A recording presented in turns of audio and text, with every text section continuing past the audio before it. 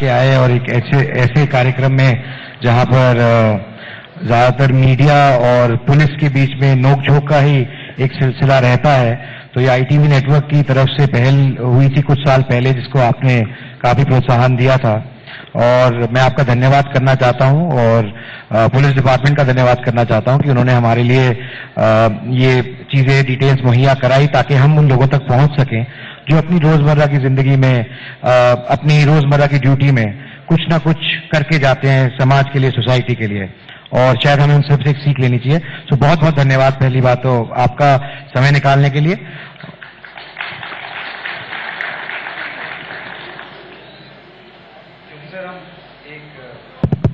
क्योंकि हम एक न्यूज नेटवर्क चलाते हैं तो जाहिर सी बात है कि हम खबर के बिना तो कोई कार्यक्रम कंप्लीट नहीं होगा हमारा। तो मैं आपसे निवेदन करूंगा और शुरुआत करना चाहूंगा जानने में कि आप अभी दिल्ली से लौटे हैं, प्रधानमंत्री जी ने सारे मुख्यमंत्रियों की बैठक बुलाई थी, तो उन्होंने क्या आदेश देके भेजा है? क्या चुनाव जीतने की परियोजना बनी है या एक इलेक्शन के लिए परियोजना बनी है? अगर आप थोड़ा सा इस पे हमारे को ज्ञानवर्धन करें तो शुरुआत वहां से करना चाहेंगे। सबसे पहले तो मैं कार्तिकेय जी का, दीपक जी का, इनका धन्यवाद करूंगा कि इस अवसर पर कुछ लोग तो हमारे पुलिस विभाग के डिपार्टमेंट के ही लोग थे, कुछ और नए लोग जिनको सबको हमें मिलने का इन्होंने मौका दिया और ऐसी शख्सियत जो अपने अपने फील्ड में जिनकी कोई अचीवमेंट्स इन्होंने प्राप्त की हैं, ऐसे अचीवर्स के लिए जो शौर्य सम्मान कार्यक्रम के माध्यम से उनको एक जो शील्ड दिलवाई या शौर्य सम्मान दिलवाया, उसके लिए मैं आप सबका धन्यवाद करता हूं। दूसरा विषय कि आज हमको पता है कि हॉकी के जादूगर सम्राट मेजर ध्यानचंद जी की जयंती का दिन है और आज के दिन हम राष्ट्रीय खेल दिवस इस नाते से मनाते हैं और इसी के साथ जुड़ गया है एशियन गेम्स में जो हमारे मेडल की टैली आज सुबह में देख रहा था, अभी तो मैंने नहीं देखी है, जो अर्धशतक पार कर गई थी और उसमें भी खुशी की बात यह है कि हरियाणा का कंट्रीब्यूशन उसमें एक मेजर कंट्रीब्यूशन है, बड़ा कंट्रीब्यूशन है। और जो बात हमने 3 साल पहले कही थी कि हरियाणा को हम स्पोर्ट्स हब इस रूप में विकसित करेंगे, स्थापित कराएंगे देश भर में, उस ओर हम अग्रसर हैं कि हर वर्ष जो भी कोई अंतर्राष्ट्रीय स्तर के खेलों का इस प्रकार आयोजन होता है उसमें हरियाणा का अपना एक योगदान जो होता है वो अच्छी मात्रा में होता है। इसके लिए मैं हरियाणा के उन सब खिलाड़ियों को जो इस प्रकार से सम्मान प्राप्त करके आए हैं, जो मेडल लेकर के आए हैं, उनको सबको बधाई देता हूं और हरियाणा की जनता को भी बधाई देता हूं और शुभकामना भी मेरी है कि इस प्रकार से और खिलाड़ी आगे बढ़ते रहें, अपने प्रदेश के साथ साथ देश का नाम वो भी रोशन करते रहें। अब चूंकि आपने कहा कि खबरों के बिना हमारा कार्यक्रम पूरा नहीं होता, मुझे एक बचपन में एक छोटी घटना ऐसी पढ़ी थी कि 2 व्यक्ति बैठे थे पास में और दोनों व्यक्ति, जब कोई व्यक्ति जाता था तो उसमें से एक व्यक्ति था वो लगातार उन व्यक्तियों के, जो जाने वाला व्यक्ति होता था उसके पैरों में देखता रहता था, ऐसा जैसे उसके कदम गिन रहा हो, किधर आ रहा है, किधर जा रहा है। और व्यक्ति एक सिर ऊपर उठा करके वो उसके सिर की तरफ देखता रहता था, उसके चेहरे के भाव कैसे है, सिर क्या है, क्या, ये सब देखता रहता था। लगातार उसकी नजर ऊपर रहती थी, उसकी नजर नीचे रहती थी। अचानक किसी सज्जन ने आके पूछ लिया कि क्या बात है, आपने काम क्या बांटा हुआ है? एक नीचे देखता रहता है, एक ऊपर देखता रहता है। तो जो नीचे देख रहा था उसको बताया कि उसने बताया कि मेरा काम ऐसा है, मैं लोगों की पादुका, जूते, उसकी सेवा करता हूँ, जूते गांठने का काम करता हूँ, नए नए जूते बनाता हूँ, इसलिए मैं देखता हूँ। और दूसरा कहता मैं नाई का काम करता हूँ, बाल काटता हूँ, इसलिए मैं सबके बाल देखता रहता हूँ कि उनके बाल कैसे है, उनकी कटिंग किसकी है, कौन मेरे पास आएगा और किसका कौन मेरा ग्राहक बनेगा। तो आप भी वैसा ही ढूंढते रहते हैं, शौर्य सम्मान में बुलाया और फिर भी खबरें ढूंढ रहे हैं।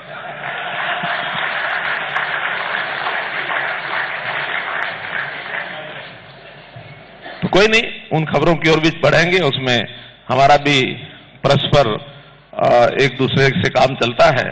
आपको खबरें लेनी होती है, हमको देनी होती हैं।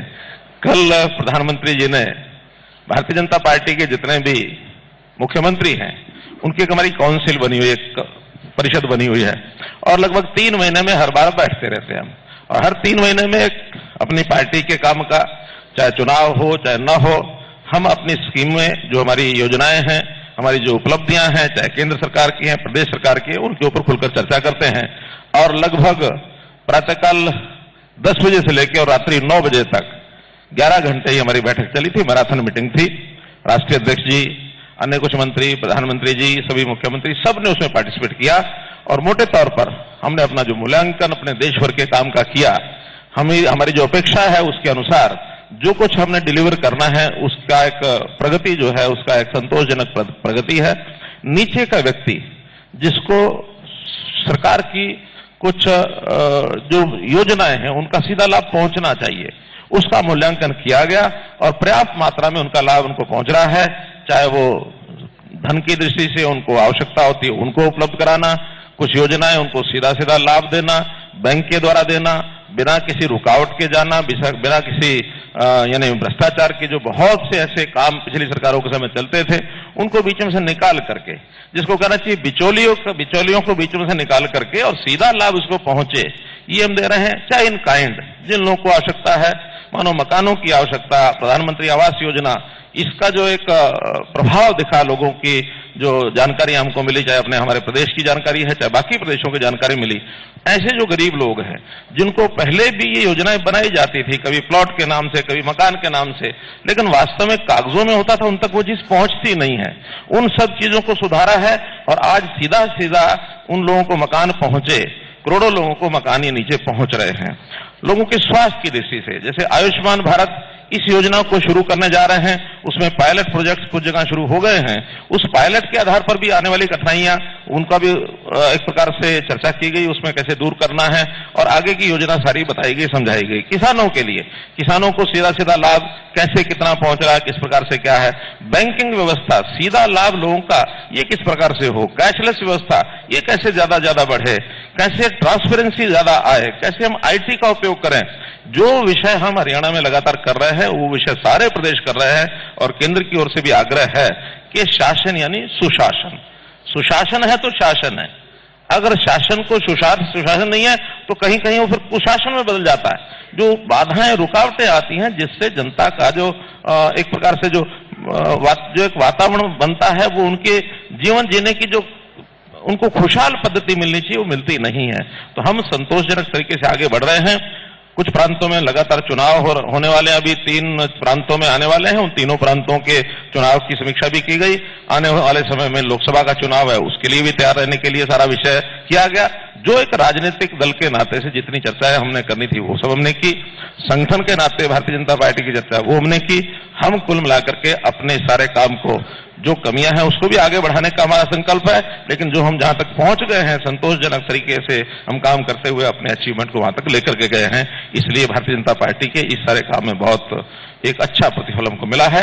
एक काम और कल जो हमारा हुआ है वो है यमुना बेसिन के जो 6 प्रांत हैं, जिसमें हरियाणा, दिल्ली, राजस्थान, अपना उत्तर प्रदेश, उत्तराखंड और हिमाचल प्रदेश, इन सब प्रांतों की बैठक हुई और एक बड़ा समझौता, लखवार डैम जो 1976 से जिसका एक एग्रीमेंट हुआ था, आज 42 साल के बाद अभी भी वो फाइलों में पड़ा था। और मुझे बताते हुए हर्ष हो रहा है कि 3 वर्ष पहले मैं लखवार डैम को देखने के लिए स्वयं गया था कि आखिर ये क्यों लटका है। वहां की जानकारियां ली, उस समय की हमारे उमा भारती जो केंद्रीय मंत्री वाटर रिसोर्सेज मिनिस्टर, उनसे बातचीत की। उसमें से लगातार जो अड़चने खत्म करते हुए सभी प्रांतों के एनओसीज हो गए हैं और वो अंतोगत्वा फाइनली उस प्रोजेक्ट का एक MOU सभी 6 स्टेट्स का हो गया है। बहुत जल्दी वो प्रोजेक्ट पूरा होगा। इसका हरियाणा का जो पानी है हमारा, उसका लाभ, क्योंकि कुल प्रोजेक्ट में 6 प्रांतों में सबसे बड़ा बेनिफिशियरी, जिसमें से 47% ऑफ द वाटर ये हरियाणा को मिलने वाला है। Haryana is the biggest beneficiary in that. मुख्यमंत्री जी, आपने कहा कि आप लोग तैयार हैं चुनाव के लिए विधानसभा और स्टेटों में जहां पे आ रहे हैं, तो मुख्यमंत्रियों की बैठक के अंदर 1 नेशन 1 पोल को लेकर क्या सलाह बनी, क्या फैसला हुआ? देखिए, इस मीटिंग में उस पर कोई ज्यादा बड़ी चर्चा नहीं हुई है, लेकिन जो उससे पहले की चर्चाएं हैं, 1 नेशन 1 इलेक्शन, इस पर हम नीतिगत तौर पर, सैद्धांतिक तौर पर हम तैयार हैं और इसका इनिशिएटिव भी वैसे तो बहुत जो बड़े नेता हैं उन्होंने ये विषय उठाया है। इवन अपने देश के पूर्व प्रधानमंत्री, पूर्व राष्ट्रपति श्री प्रणब मुखर्जी ने इस विषय को आगे बढ़ाया। उससे पहले भी देश के कई लोगों ने इस विषय पर रुचि दिखाई है। हमारे प्रधानमंत्री जी ने भी कहा कि वन नेशन वन इलेक्शन होना चाहिए, लेकिन एक लंबी प्रोसेस है। उस प्रोसेस में सभी राजनीतिक दलों को एक मत पर लाए बिना यह संभव नहीं है। तो राजनीतिक दल धीरे धीरे उस विषय पर आ रहे हैं।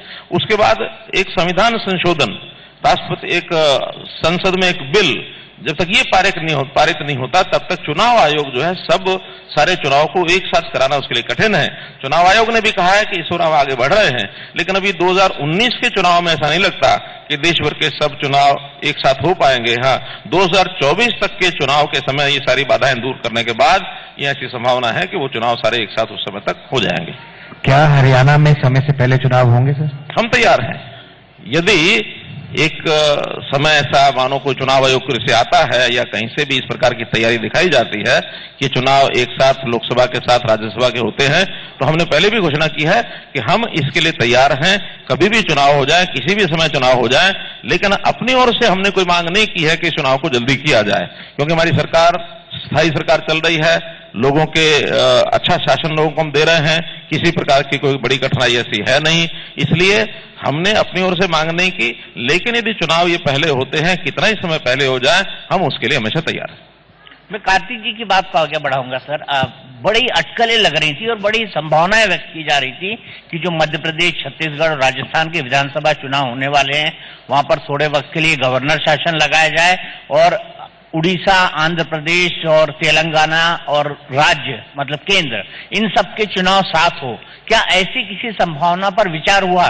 क्योंकि ये सब बीजेपी शासित राज्य हैं। जिन 3 राज्यों की नवंबर में चुनाव होने वाले हैं, उनकी मैं बात कर रहा हूं। देखिए, आपने शब्द प्रयोग किया, अटकलें लगाई जा रही हैं। अटकलें सब लगाते हैं और अटकलें लगाने में बड़ा अपना अपना हेतु होता है सबका। किसी का हेतु आनंद लेना होता है, किसी का हेतु वास्तव में जल्दी चुनाव करा के लाभ लेना होता है, किसी का हेतु जल्दी चुनाव करा के सामने वाले को नुकसान पहुंचाने का हो सकता है। अटकल अपने आप में अटकल है, इसलिए अटकलें सब लग रही हैं, लेकिन इन अटकलों के आधार के ऊपर कोई निर्णय होंगे ऐसा नहीं है। हमको चूंकि 3 प्रदेशों के चुनाव ये ड्यू टाइम इसका शायद नवंबर दिसंबर है, उस समय होने वाले हैं। उसके बाद लोकसभा का चुनाव मार्च अप्रैल में होने ही वाला है। हमारा चुनाव अक्टूबर नवंबर में होगा, वो होने ही वाला है। इसलिए इन अटकलों के आधार के ऊपर तो कोई निर्णय नहीं, और जैसा मैंने बताया कल इसकी कोई चर्चा नहीं हुई है। मतलब ये चुनाव समय पर होंगे? अभी तक के सब जो चुनाव की तैयारी हमारी समय पर है। सर, अगर आपके 4 साल पूरे होने वाले हैं, मैं 4 साल की बात करूं तो आप 4 साल में कहां तक पहुंचे? कितनी संतुष्टि है मुख्यमंत्री जी के मन में इन 4 सालों के लिए? ये संतुष्टि शब्द ऐसा है कि जिसके कई पहलू हैं। जहां तक हमको लगता है कि हमको जो हमने एक दिशा बनाई थी अपने काम की, जो चरण उसके बनाए थे, वो चरण हम समय पर अपने सारे पूरे कर रहे हैं। और उसके लिए जितना हमारा वर्तमान में, चाहे वो विकास के काम है, चाहे समाज के अंदर एक चेतना जागृत करने का विषय है, चाहे जनता के अंदर एक सामाजिक दिशा, क्योंकि हमारे लिए सबसे बड़ा चैलेंज क्या है? केवल विकास का काम ये चैलेंज नहीं है, वो तो हम कर ही रहे हैं। विकास का काम दिखने वाले विकास होते हैं, कहीं बिल्डिंग बन गई, कहीं स्कूल बन गए, कहीं अस्पताल बन गए, कहीं रोड्स बन गए, कहीं रेलवे बन गई, ये सब हमारे इस गति पर चल रहे हैं। लेकिन इस देश की जनता के मानस में एक भाव, एक चेतना जागृत करना कि हमको देश के लिए कुछ करना है, हमको समाज के लिए कुछ करना है, हमको सामाजिक बुराइयों से लड़ाई लड़नी है, ये एक बहुत बड़ा काम है जो हम कर रहे हैं। और उसमें हमें संतोष है कि हमने स्टार्ट किया है। आज जनता के अंदर भावना जागृत हुई है कि ये सरकार, ये देश का प्रधानमंत्री, इसका एक मायना है। मायना देश पहले सब बाद में, देश पहले सब बाद में, देश पहले बाद में पार्टी, उसके बाद हम स्वयं।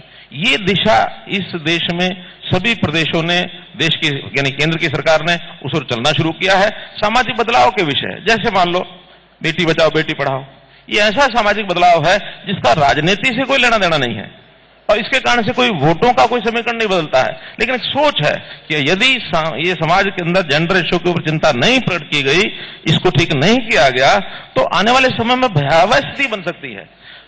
समाज के चिंता यानी दिशा बदलने में एक विषय आया कि स्वच्छता अभियान। अब ये आखिर कोई वोटों के लिए नहीं है, लेकिन एक सुंदरता, एक स्वच्छता, एक वातावरण ऐसा माहौल ऐसा बने कि लोग कहें कि हाँ, इनको अच्छा रहन सहन का जीवन आता है। तो ऐसे बहुत उदाहरण दिए जा सकते हैं जो समाज जीवन के परिवर्तन को करने के लिए हमने इनिशिएटिव लिए हैं। उस पर बहुत कमियां हैं, अभी और भी बहुत आगे बढ़ना है। संतुष्टि बने, अगर हम कहें कि अति संतुष्टि के कारण से हम बैठ जाएं, रुकने वाले नहीं है। जो हमने किया है उससे हम संतुष्ट हैं। जो आगे करना है वो हमारा जो लाइन ऑफ एक्शन है, हमारा जो एम है, वो हमारे लिए स्पष्ट है। काम करना अभी बहुत बाकी है। इसको हम जितना इस टर्म में होगा इस टर्म में करेंगे, इसके बाद अगली टर्म में करेंगे, और ये लंबे समय के काम है, कोई 2 दिन के, 10 दिन के, 1 साल के, 2 साल के नहीं है। मतलब अगली टर्म भी आपकी है? निश्चित तौर पर। कोई इसमें किसी प्रकार का किसी को भ्रम नहीं रहना चाहिए। आज चाहे हरियाणा का, क्योंकि कल की इस विषय पर चर्चा हुई हमारी, कल के हमारे जो 20 प्रांतों के मुख्यमंत्री उप मुख्यमंत्री जो बैठे थे, हर एक प्रांत से इस प्रकार का जो वृत्त निवेदन वहां किया गया अपने अपने प्रांत का, एक अंडरकरंट बड़ी जबरदस्त देश में है कि इस जैसे प्रधानमंत्री पहले कभी आए नहीं, आगे भी अब कब आएंगे, ये तो रहेंगे ही रहेंगे। इसके बाद जब कभी, ये लंबा काल चलने वाला है, क्योंकि हर कोई अपना व्यक्ति जब उसको कोई अवसर मिलता है अपनी छाप छोड़ के जाता है। आज के प्रधानमंत्री की छाप ये है कि इस समय तक जितना भी शासन का जो व्यवस्था आज तक है उसमें सबसे बढ़िया प्रधानमंत्री ये है, और इनके हटने का, बदलने का कहीं कोई कारण लगता नहीं। मैं एक सवाल आपसे जानना चाहूंगा, थोड़ा सा पॉलिटिकल है, थोड़ा सा ट्रिकी भी है। आप जब मुख्यमंत्री बने थे तब ये हमेशा कहा जाता था कि बस 3 महीने और, बस 6 महीने और, बस 8 महीने और कई सारे लोग थे जो सीएम इन वेटिंग थे। तो क्या वो अभी भी सीएम इन वेटिंग ही रहेंगे? थे, रहना चाहिए, आगे भी रहना चाहिए, औरों को भी आना चाहिए। आखिर ये लोकतंत्र है। लोकतंत्र में किसी एक व्यक्ति की मुख्यमंत्री होने की कोई बपौती नहीं है कि एक ही रहेगा। ये कंपटीशन है, हर एक पार्टी में आना चाहिए।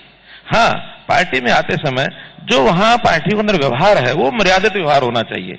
अब ये महत्वाकांक्षा कांग्रेस के लोगों में भी है, ये इच्छा भारतीय जनता पार्टी के लोगों की इच्छा में भी रहेगी, लेकिन अंतर क्या हम देखते हैं? सिर्फ फुटबॉल हम कांग्रेस में देखते हैं। उनकी जूतम बाजार कैसे होती है, उनके मंचों पर किस प्रकार से एक दूसरे का सिर फोड़ते हैं, कैसे एक दूसरे का विरोध करते हैं। वहां कोई पार्टी नाम का सिस्टम नहीं है। हर व्यक्ति अपने आप में एकल पार्टी के नाते से चलता है। हमारी एक पार्टी है, सामूहिक हम बैठते हैं, हर सप्ताह बैठते हैं, और औपचारिक बैठे, अनौपचारिक बैठे, हमने सब काम ठीक करने हैं। जब चुनाव हुआ उस समय आप लोग कहते थे 7-8 दावेदार हैं मुख्यमंत्री के, क्या बनेगा, कैसे होगा। मैंने उस समय भी कहा था अभी तो 7-8 हैं।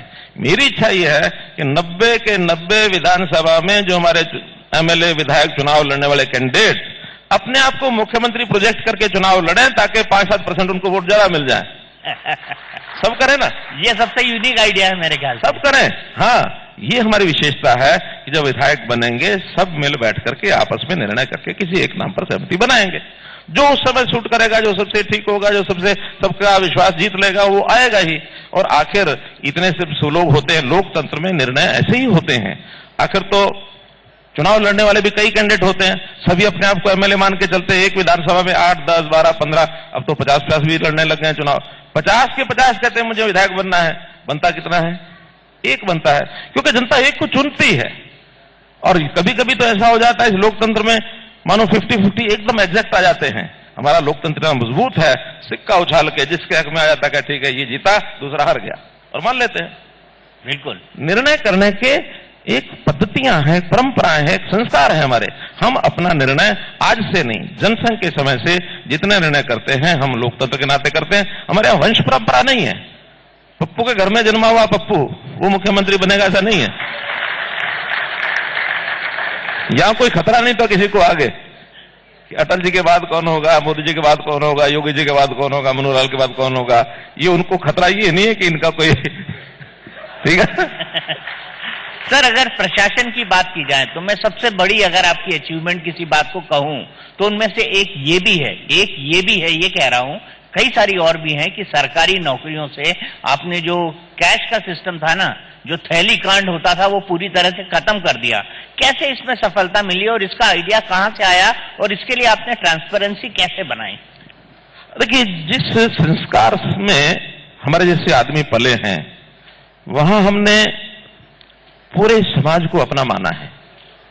जब ये भेदभाव होता है कि ये मेरा है, ये मेरा नहीं है, तो एक स्वाभाविक होता जो मेरा होता है प्यारा होता, जो मेरा नहीं हो प्यारा नहीं होता। जब हमारे मन में ये कि सारे मेरे हैं तो सबसे प्यार है, सबसे प्यार है, तो फिर उसमें से किसी एक को चुनना, दूसरे को न चुनना, और उसमें भी अपनी कोई डिस्क्रिशनरी पावर है उसका यूज करके, उसका उपयोग करके चुनना, ऐसा कभी हमने देखा नहीं। हमने कहा कि जब सारे 2.5 करोड़ लोग हमारे हैं, पूरा हरियाणा मेरा अपना है, इस हरियाणा में जो आएगा वो भी अपना है, जो नहीं आएगा वो जिस योग्यता का होगा या उसकी योग्यता बढ़ानी पड़ेगी, स्किलिंग करना पड़ेगा, बाकी सब काम करना पड़ेगा, उसको भी कहीं ना कहीं रोजगार मिले। किसी को थोड़ा बड़ा मिलेगा, किसी को छोटा मिलेगा, सबको रोजगार मिले। हम उस ओर चल रहे हैं। सरकारी नौकरी इसको मिले, इसको ना मिले, हम कौन होते हैं? वो तो वो है उसका अधिकारी कि कौन उसका अधिकारी है, कौन नहीं है, किसकी योग्यता है, किसकी नहीं है। क्यों? क्योंकि इसको चुन के आने के बाद इस जनता की सेवा करने का 35 साल तक अवसर रहना है उसके पास। हमारे पास तो 5 साल का अवसर है। 5 साल बाद जनता दोबारा चाहेगी हम आएंगे, नहीं चाहेगी नहीं आएंगे, लेकिन जिनको हम चुन करके नौकरी दे करके जाएंगे, यानी हमारा जो सिस्टम है उसमें से वो आएगा, तो उस सिस्टम में से आने के बाद कितने साल रहेगा? वो 30 साल से 35 साल रहेगा। हमको कोई अधिकार नहीं है कि 5 साल वाले सिस्टम को 35 साल के लिए गलत आदमी जनता के ऊपर थोप करके जाए, ये अधिकार हमारा नहीं है। सर, चूंकि हम शौर्य सम्मान की बात कर रहे हैं और आप भी 4 साल जल्दी ही पूरे करने जा रहे हैं, कार्तिक भाई ने एक बहुत बड़ी बात कही थी और मैं बड़े फक्र के साथ कहना चाहूंगा कि इंडिया न्यूज हरियाणा भी अपने 10 साल पूरे करने जा रहा है। आपको बहुत बहुत बधाई। और उसके लिए उसको आप भी देखते हैं, तो मैं सबसे पहले आपसे जानना चाहूंगा कि आपको इंडिया न्यूज हरियाणा लगता कैसा है? देखिए, हम लोगों का उतना समय तो होता नहीं है, लेकिन जब भी कभी थोड़ा समय मुझे मिल जाए, सोते समय, जागते समय, लगता है कि इस समय कुछ न्यूज चल रहे होंगे किसी न किसी चैनल के, तो वो कौन सा वो है केबल का या सिस्टम मुझे मालूम नहीं, लेकिन 530 पर मेरा नंबर चला जाता है। किसमें हो 530? 530 पे ही है सर, 530 पे ही है। जी बिल्कुल, 530 पर चला जाता है। थोड़ी देर बाद फिर मैं देखता हूँ 2-4 खबरें देख ली हैं, कोई दूसरा देखना चाहिए, फिर 562 पर चला जाता है। फिर थोड़ी देर बाद देख लेता हूँ, ये देख लिया, फिर 544 पर चला जाता है। अब मुझे ज्यादा नाम पता नहीं, मैंने 3-4 नंबर याद किए हुए हैं, उस पर वो चैनल आ जाते हैं अपने आप। तो आपका किस पर आता है? 530 पर आता है। तो नंबर 1 पे हम ही हैं, नंबर 1 पे हम ही हैं, और इसीलिए हम कहते हैं नंबर 1 हरियाणा, और आप भी हरियाणा को नंबर 1 बनाएंगे, ये हमें पूरा भरोसा है। सर, पुलिस हम बना के बताएंगे, पहले बताएंगे फिर बनाएंगे, ये हमारा सिस्टम नहीं है।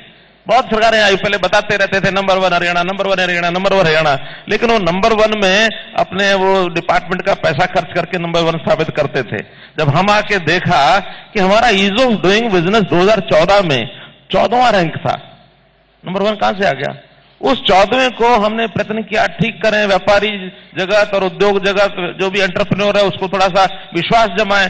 हमने 2 साल में उसको 6ठे रैंक पर लाए, और आज आपको बताते हर्ष हो रहा मुझे कि भारतीय जनता पार्टी की जितनी सरकारें हैं उसमें हम नंबर 1 पर हैं। उत्तर भारत के जितने प्रांत हैं उसमें हम नंबर 1 पर हैं। पूरे देश में हम नंबर 3 पर हैं। हमारे से आगे केवल तेलंगाना और आंध्र प्रदेश, ये 2 हमारे से आगे हैं, लेकिन 2 को पछाड़ करके अगली बार हम नंबर 1 पर आएंगे, ये हम आज बता रहे हैं। इसलिए आज नंबर 1 नहीं, आज हम नंबर 3 पर हैं, नंबर 1 पर आएंगे, नंबर 1 पर आएंगे। और मैं आपके इस कॉन्फिडेंस की दाद देता हूं सर, लेकिन पुलिसिंग के क्षेत्र में जानना चाहता हूं, 4 साल में पुलिसिंग को लेकर क्या काम हुआ? क्योंकि हम शौर्य सम्मान की बात कर रहे हैं, हमारे तमाम गणमान्य लोग हमारे सामने बैठे हुए हैं पुलिस डिपार्टमेंट के। मैं जानना चाहता हूं 4 साल में पुलिसिंग को लेकर आपने क्या सुधार किए? देखिए, वैसे मुख्यमंत्री होने के नाते भी मेरा दायित्व है इस बात को बताना, होम मिनिस्टर होने का अंतर मेरा दायित्व है बताना। वैसे हमारे डीजी साहब बैठे हैं, वो प्रैक्टिकली वो और ज्यादा इस बारे में बता सकते हैं कि पुलिसिंग में क्या हुआ, लेकिन फिर भी पुलिसिंग के नाते से पहली बात, हमारा जो नंबर है, जो सैंक्शन नंबर है, उससे हम बहुत कम हैं। लेकिन इसको बढ़ाने के लिए सबसे पहला विषय था कि इस पुलिसिंग की भर्ती कैसी हो। उस कैसी में सबसे पहले हमने टीआरपी व्यवस्था की, ट्रांसपेरेंट रिक्रूटमेंट पॉलिसी बनाई। उस ट्रांसपेरेंट रिक्रूटमेंट पॉलिसी के अंतर्गत, क्यों? क्योंकि किसी भी सरकार का जो आईना होता है, जो फेस होता है, वो पुलिस होती है। पुलिस का व्यवहार अच्छा तो लोग कहते हैं सरकार का व्यवहार अच्छा, पुलिस का व्यवहार खराब तो लोग कहते हैं सरकार निकम्मी। बाकी काम सब है, उसका भी महत्व, लेकिन सबसे ज्यादा महत्व पुलिसिंग का होता है। इस पुलिसिंग के भर्तियों में जो पिछले दिनों में गड़बड़ें थी, उसको रोकने के लिए हमने टीआरपी बनाई। टीआरपी के बाद 6,500 पुलिस भर्ती हमने की, और उन 6,500 भर्तियों में अभी 4,500 जो पुरुष कांस्टेबल थे उनकी पासिंग आउट परेड में मैं गया और मैंने परिचय किया। लगभग 4,500 में 2300 ऐसे थे जो अपनी जो क्वालिफिकेशन तय है उसके लिए +2 उससे ऊपर के थे। MA, M.Ed, MA LLB, BLLB, IIT और कौन कौन सी डिग्रियां लेकर के वहां पहुंचे हुए हैं। उसको देख करके हैरानी हुई मुझे कि आज ये कांस्टेबल भर्ती हो गया MBA करके, तो ये इसका तो जीवन का ब्रेक लग गया कि आखिर MBA होकर के नहीं सोचा था कि मुझे पुलिस में भर्ती होनी है। अगर उसको आगे कहीं अपना प्रोग्रेस करनी है, उसके प्रमोशन के लिए कोई उसको अनाउंस करना है, तो एक हमारे यहाँ प्रावधान है कि अपने डिपार्टमेंट से NOC लेता है, तब वो किसी ऊपर की पोस्ट के लिए अप्लाई कर सकता है। पुलिस के अधिकारियों से बात की, कह लगे हम जो सामान्यतः भर्ती हो जाते हैं उसको NOC नहीं देते हैं। मैंने कहा क्यों नहीं देते हैं? इसलिए नहीं देते कि हमने उसकी 9 महीने की 10 महीने की ट्रेनिंग कराई है। अगर वो हमें छोड़ करके कहीं और पोस्ट पर चला गया, कहीं सुपरवाइजर बन गया, कहीं IT में चला गया और चला गया, तो हमारी 10 महीने की ट्रेनिंग बेकार हो जाएगी। मैंने कहा आपकी तो 10 महीने की ट्रेनिंग गई, जिसने MBA किया है +2 के बाद उसने 6 साल की पढ़ाई गई है, उसकी 6 साल की पढ़ाई जा रही है, उसका ध्यान नहीं किया। बिल्कुल बिल्कुल, उसने 6 साल, तुमने आते ही प्रावधान किया आज से NOC बंद। तो क्या करेंगे? कभी भी कोई भी नीचे की पोस्ट पर भर्ती हायर एजुकेटेड आदमी आगे बढ़ने के लिए अगर उसको एग्जाम देना है तो जाके एग्जाम दे, अप्लाई करे, NOC के बजाय just inform the parent department कि मैंने अप्लाई कर दिया है और गो आउट, आगे बढ़ जाए। आगे बढ़ने का अधिकार है सबको। तो हमने इस तरीके से पुलिस की अच्छी भर्ती की, महिला पुलिस की भर्ती की। महिला पुलिस उस समय 6% थी और अब हमारी 8-8.5% है। आगे अगले वर्ष में 1,000 के लगभग कांस्टेबल और 200 के आसपास हमारी सब इंस्पेक्टर, 1200-1300 की भर्ती जब हो जाएगी तो हम 10% 11% हो जाएंगे। हमारी महिला पुलिस 11% पहली बार है। हमारा टारगेट है कि हम 20% पुलिस, महिला पुलिस उसमें लेकर के जाएंगे ताकि महिलाओं की संख्या बढ़े, क्योंकि अपराध को रोकने में महिला पुलिस की अपनी एक भूमिका है। तो महिला पुलिस, बाकी सब पुलिस, उसकी ट्रेनिंग, उसकी क्वालिटी, ये बहुत बढ़िया एक मित्र व्यवहार करने के लिए पुलिस की जो भूमिका बनी है, इससे मैं प्रसन्न हूं। और पुलिस में बहादुरी इस प्रकार से कैसे आगे बढ़े, बहादुर होकर के अपने काम को कैसे एक जिम्मेवारी से निभाएं, इसके लिए जो पुलिस की आवश्यकताएं हैं वो हमने सारी पूरी की। जितनी डिमांड्स आई वो सब पूरी की। इवन यहां तक के जो पुलिस हमारे कांस्टेबल किसी भी घटना में, दुर्घटना में जिनकी मृत्यु हो जाती है, मारे जाते हैं एक्सीडेंटली, तो उनके पहले हम 10 लाख रुपया उसका एक्सग्रेशिया उसको पैसा देते थे, अब हमने उसको 30 लाख कर दिया। ये भी हमारा जो सुरक्षा बल का एक नौजवान है, ये निडर होकर के और आगे बढ़े, तो इस प्रकार की सब सुविधाएं पुलिस की हमने बढ़ाई हैं। पुलिस की वीकली हॉलीडे ये हमने की है पहले, और पहले क्या आज भी पूरे देश में कहीं पुलिस को वीकली हॉलीडे नहीं है। क्यों मलिक साहब? कहीं नहीं है ना, कहीं नहीं है मेरी जानकारी के हिसाब से। हाँ जी, हरियाणा में तो बता ही रहा हूं, हरियाणा मैंने की है, हरियाणा तो मैंने की है। मैं कहता हूं कहीं किसी और प्रदेश में वीकली हॉलीडे पुलिस की नहीं है। पुलिस के नौजवान 24 घंटे लगातार लगे रहते हैं। हम आगे चल करके इनको शिफ्ट ड्यूटी देकर के भी कम से कम 2 शिफ्ट की ज्यादा हो, 3 शिफ्ट की कभी भी ना हो, तो 1 शिफ्ट तो हमने फ्री कर दी है। कोशिश करके भर्ती ज्यादा हो जाए तो हम केवल 1 पुलिस की 1 शिफ्ट, ताकि 3 शिफ्ट में से 1 शिफ्ट 8 घंटे उसकी ड्यूटी रहे, बाकी 2 शिफ्ट में उसकी छुट्टी रहनी चाहिए। ये भी आखिर इंसान है, तो इंसान के नाते से पुलिस जितना उनको सुविधा देंगे उतना अपने अच्छे मन से वो लॉ एंड ऑर्डर की स्थिति को मेंटेन करने के लिए अपनी ड्यूटी ईमानदारी से करेंगे। सर, जो सबसे 2 महत्वपूर्ण सेक्टर है हरियाणा के, वैसे तो पूरा हरियाणा ही महत्वपूर्ण है, जो NCR से सीधे जुड़ा हुआ है, फरीदाबाद और गुरुग्राम। लेकिन यहाँ पर ऐसा क्यों है कि क्राइम रेट में बहुत अपेक्षाकृत वैसा सुधार नहीं हुआ जैसा कि होना चाहिए था? देखिए, कई फैक्टर हैं। पहली बात तो ये बढ़ती हुई आबादी, और उस बढ़ती आबादी में उसकी ओरिजिनल आबादी नहीं है। वो सारे देश भर के और दुनिया भर के लोग, कॉस्मोपॉलिटन सिटी बनती जा रही है, वो बन गई है। गुड़गांव तो एक ऐसी कॉस्मोपॉलिटन सिटी हो ही गई है कि वहां फ्लोटिंग पॉपुलेशन बहुत है। ओरिजिनल पॉपुलेशन वहां 20-22 लाख है, लेकिन वहां कभी कभी तो सीजन के हिसाब से 35 लाख 40 लाख तक की भी पॉपुलेशन लोग बताते हैं कि इतनी इतनी हो जाती है। तो एक तो पुलिस स्थायी जब पॉपुलेशन नहीं होती है तो ये स्वाभाविक चीजें बढ़ती हैं। कुछ चीजें, कुछ क्राइम्स आदमी इनहेरेंट जहां से आता वहां से लेकर के आता है। आपस में लोगों का जो सोशल एक बॉन्डिंग होती है वो उस प्रकार की सिटीज में कम होती है, नहीं होती है। और कुछ एक पाश्चात्य सभ्यता में जिस प्रकार के क्राइम की जड़ हमारे यहाँ बिल्कुल नहीं होती थी, वो जड़ें वहां भी काम कर रही हैं।